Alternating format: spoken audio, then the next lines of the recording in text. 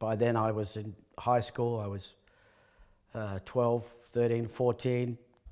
In my teenage years, rock and roll had arrived to brighten up a fairly drab Menzies era. Thank God for Elvis Presley, Little Richard and Marlon Brando. I gradually formed friendships, of course. There was a guy called Mike Sykes and another chap from Ireland called Paddy McCartney.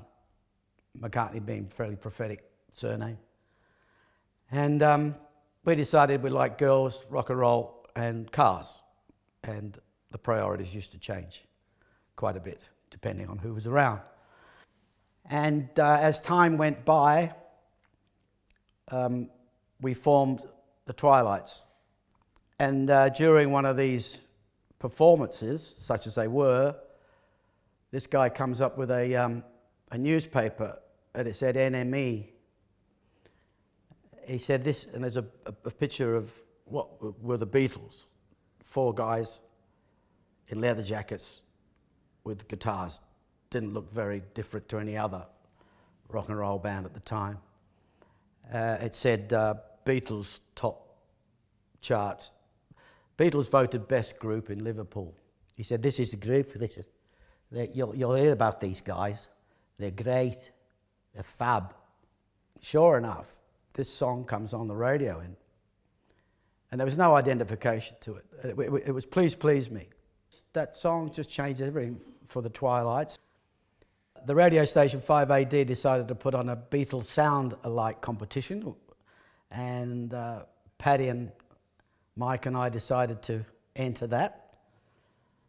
So we combed our hair forward in the morning and tried to look as Beatles-ish as we could. And we sang Please Mr. Postman.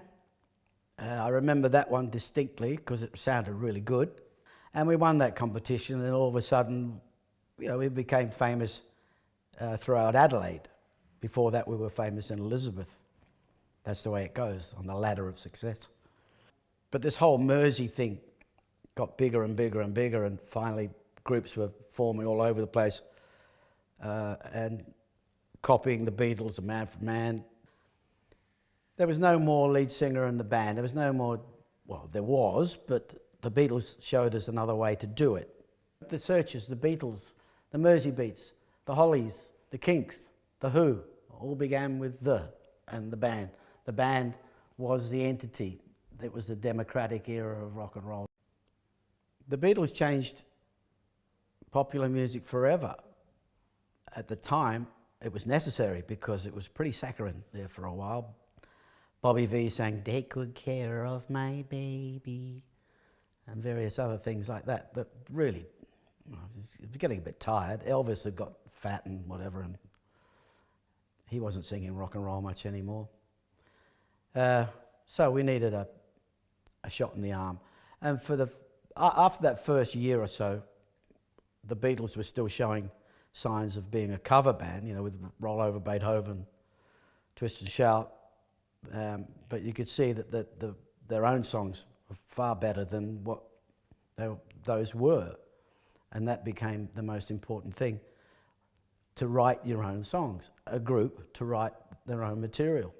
And that's what they taught us. Meanwhile, Adelaide prepares for a reception such as it's never given anyone else before. There's quite a crowd at the airport, but you've seen nothing yet.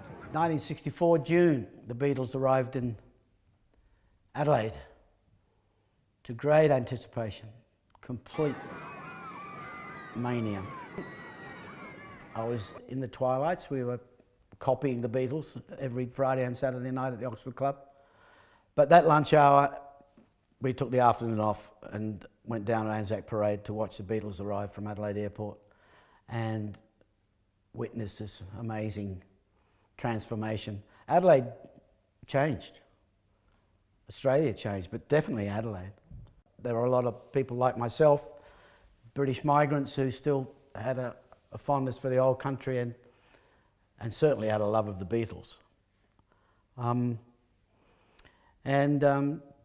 I don't know what the numbers were, but somebody said it was half the population of 750,000 at the time, which would have made it about 300 and 400,000 people lining that 15-kilometre drive into the city. That reception at the Adelaide Town Hall on the balcony was amazing. I don't think anybody had ever had that before. They stayed at the South Australian Hotel on North Terrace, which was besieged all the time. The Twilights had a gig that night, so we didn't see them. We were invited to the after-show party, but would you believe, again, we were so in awe that we didn't want to sort of destroy the romance. We didn't want to, I guess it was something like that, because they meant so much to us and still do.